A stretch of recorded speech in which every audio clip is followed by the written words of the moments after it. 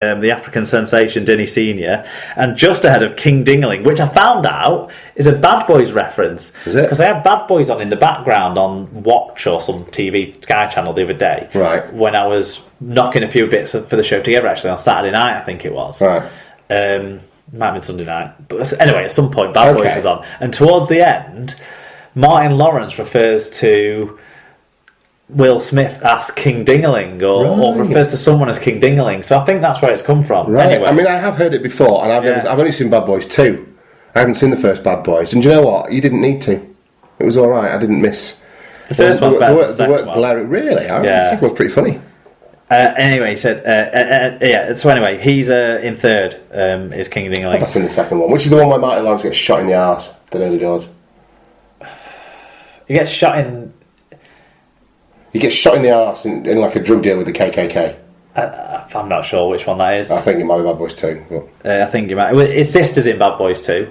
Yes. Gabrielle Union. Yeah. The black cheerleader from Bring It On. Yes. What is that? Who it is? That's who it is. Just remember being the fit one out of Bad Boys 2. Okay. I still sit just above Tom, Mark. Yes. Still sit just above you in mid-table obscurity, but there's nothing for either of us to be proud of. There's a fag paper between us two at the minute, isn't there? In the Dream Team, it was a horror Easter for me. As, my team made Castlefort's injury crisis look like nothing, basically. You know, they'd be embarrassed to call it an injury crisis compared to what I suffered, and what you're suffering now as well, it seems. I've dropped down to 5th, whilst Tom, you're making yourself a little bit comfortable in the top 20 after a better run, mostly helped by Jeremy McGilvery, who everyone else had sacked off, I think, but you kept the faith in. Yeah, I mean, I struggled this week because there was a few of my players that were injured, like Runciman didn't play much, and there was 2 or 3 others that didn't, like Ferris didn't get any game time this weekend, so he had a week off. That had a big impact on me as well. But yeah, so I've had to make some changes in the halves as well, because obviously Chrissy Sandler didn't make many points. Well, he did. Well, he made points and he went off, but...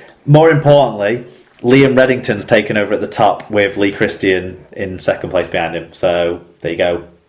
Two very good Dream Team League players who probably, I think, the 2 of the people who've been up there both years, really. Yeah, that's true. Yeah. Okay, so that's Super League well and truly covered. Let's take a look at some results now from elsewhere in the world of Rugby League.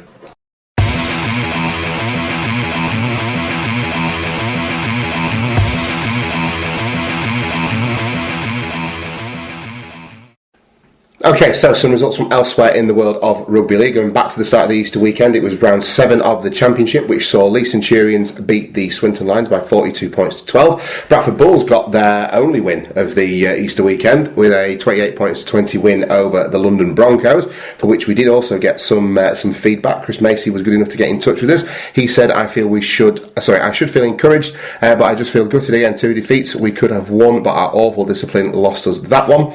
And Richard Tordoff got in touch. He said, Bulls not great tonight, but London did try to slow us down and were allowed 2, but a win's a win. Sorry, I'm not related to the JCT 600 lot. Fair enough, no free car for us then. And Shoddy Amungo, Alan Cale got in touch, said we just hung on for the win. We haven't hit anything like top form, but as I write this, we still go top, winning our game in hand. Blue Sox a tricky test on Monday, which they would prove to be. It's a long time till you're going to write something like that again, Alan. Jesus. Right, Whitehaven 24, Workington 16. It was Oldham 28, Halifax 42. Dewsbury and Batley played out an ill-tempered 30 points to 44 victory. High scoring, you got value for money if you were a Batley or a Dewsbury fan, but Batley came out on top. Brad Davies got in touch, lots of passion in this one. Passive defensive start from the Rams, put them behind and they never recovered, but great fun. Seeing a 70-year-old Rams fan shouting at the Batley fans and flicking the V's whilst his white-haired wife tried to drag him away summed up the passion. Imagine if he was like age 20. And the final game of this round saw Featherstone beat Sheffield by 28 points to 16. Sheffield up until this weekend, of course, on a bit of a dismal run of form. Into round 8 of the Championship, Swinton were 28 points to 18 winners over Oldham. Batley beat Whitehaven by a drop goal, 24 points to 23, so Whitehaven went for the drop goal. It was Halifax 14, Bradford 10, and the Hodge was actually at this one. Although I'm pretty certain he wouldn't have been there if it hadn't been for it being a bit of a freebie for him, but he did get in touch. A surprisingly clean match and a win for Hacks made light on a seemingly dark day for Rugby League, about which I'm talking about Leeds losing to Wakey. Highlight of the day was having an 8-year-old Bulls fan taunt me about Leeds losing, then showing him this. Those are... Sorry? He must have. He's brought a link to a picture. You know, those are kid trophies. We'll talk to you when you get some again. Fair play. Ball's just fucking woeful at the moment. Absolutely awful.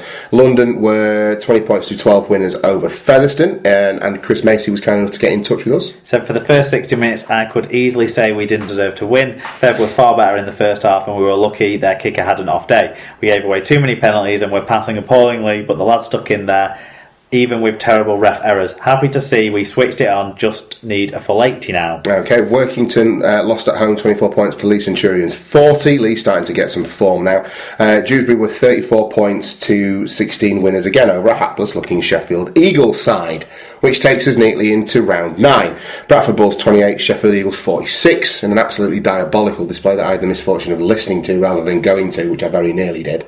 So maybe it's my fault that we lost, but we are absolutely every time the Radio Leeds coverage went back to this game, Bradford scored 1 try, so it was like something was going to happen, but Sheffield scored 2, so no, it wasn't. Yeah. Well, Bulls went out to a 12-point start, and then Adrian Pertella was playing in the halves, which I kind of preferred to Danny Addy, to be honest with you. It's nice to see Danny Addy actually get to play in his own position, but Pertella threw what's on like a bit of a flat line ball, which got intercepted, and we just went to rat shit from there. There just seems to be no belief. A lot of rumours going around about how long Jimmy Lowes has got left in the job. Well, he's added to those rumours by saying he's up for the sack, but he needs to sort it out. Well, at least he acknowledges it. He does need to sort it out. It seems like he's got this week to do it against Dewsbury, so we'll see how they do. Other results then saw Dewsbury lose at home 18 points to Leeds 40. Featherstone lost by a point to Halifax 19 points to 20. Oldham were 28 points to 12 winners over Batley, big result for newly promoted Oldham. And Swinton got another result as well, 26 points to 22 over Workington. And the Whitehaven London game was postponed. Obviously Workington are depleted numbers. They had 3 men on the bench that didn't play on the Easter Monday game. Right. And I guess a similar story this week, but Swinton were buoyed by a couple of loan signings from Wigan. Scored them tries, Gabe Fell and Liam Marshall. So we do have some depth in the outside backs potentially next year if they get some game time this year on loan. Fantastic. So what does that mean for the standings? Oh, and the Featherstone-Halifax match we mentioned before, didn't we? But Steve Tarrant slotted over a late penalty after John Lilly a big drop goal. But that sounds like a really good game throughout, really. And well done to Oldham, obviously. Lee have risen to the top of the table with 15 points. 5 points separate Batley in second and Dewsbury in eighth, so it's close for the rest for that other top 4 3 spots. Workington at bottom on 2 points, with Swinton and Oldham above on 4. Okay, so into League One then. It was round 3 of the League One competition to bring you first. Hunslet lost by 16 points to 24 at home against the Keighley Cougars. It was Hemel Stags 12, London Scholars 38. North Wales Crusaders lost at home by 16 points to Rochdale's 42.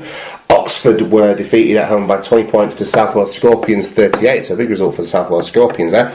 Ollie Smith got in touch with us. He said, not a very good Friday for the Blues. We are crying out for some forwards at the moment, but oh well, when they return from injury, I'm sure we'll start picking up some points. Sad to say goodbye to Iffley, but we're looking forward to our new home at Tilsley Park.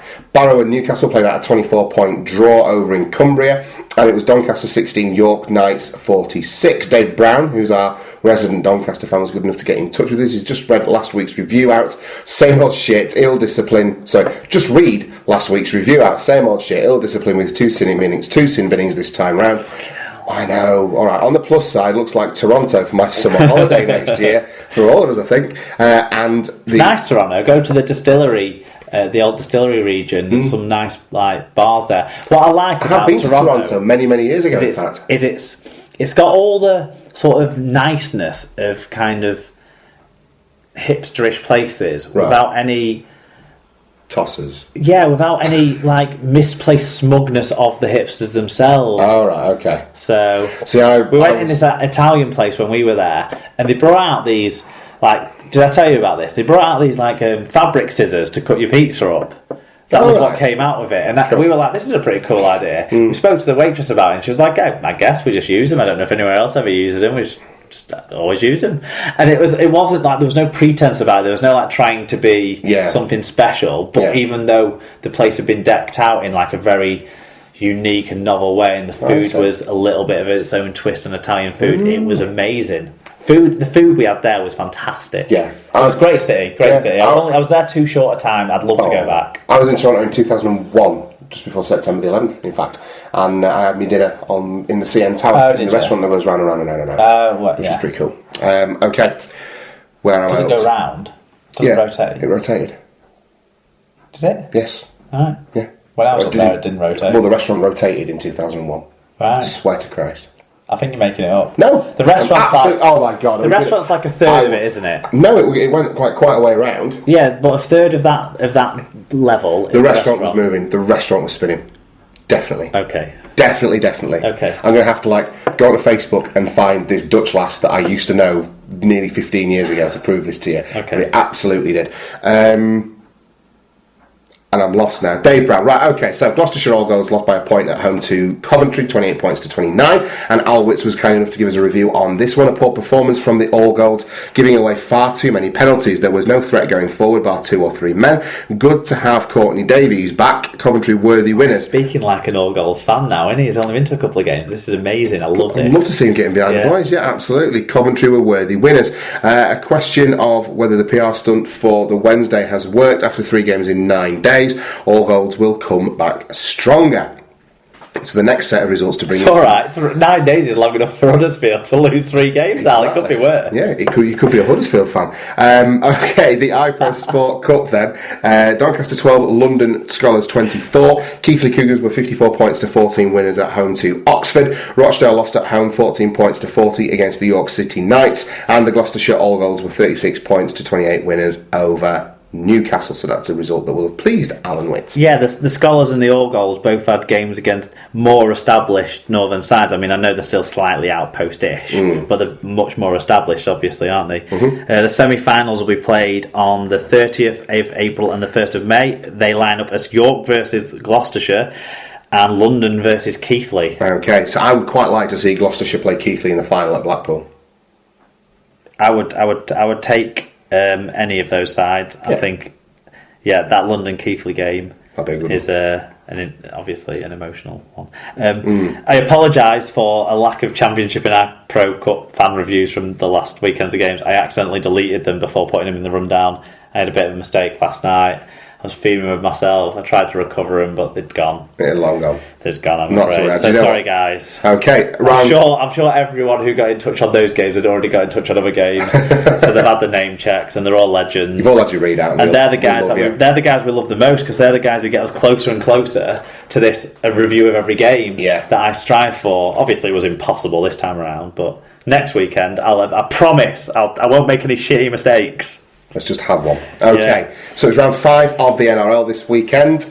Close game at Manly. The Seagulls losing out by 12 points to 16 against the Rabbitohs. Yeah, Sam Burgess got 125 metres. Tom is back now for the Rabbitohs as well, and George also played. Okay, it was Gold Coast Titans 16, Brisbane Broncos 24. Yeah, Jack Reed was part of the winning Broncos side.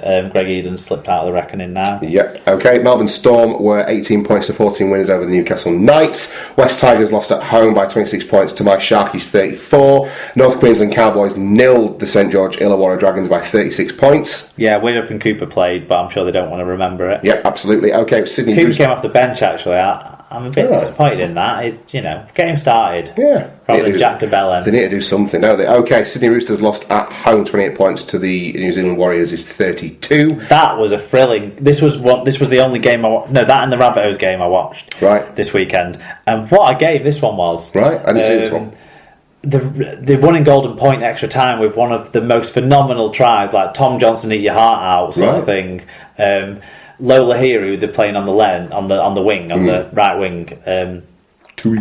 Tumiola, Lola here. He took the ball out of the air, managed to land sort of on the Polynesian. I'm on it now. On the half turn, break through most of the Roosters' defence, then sort of found an inside ball to RTS, who managed to palm off.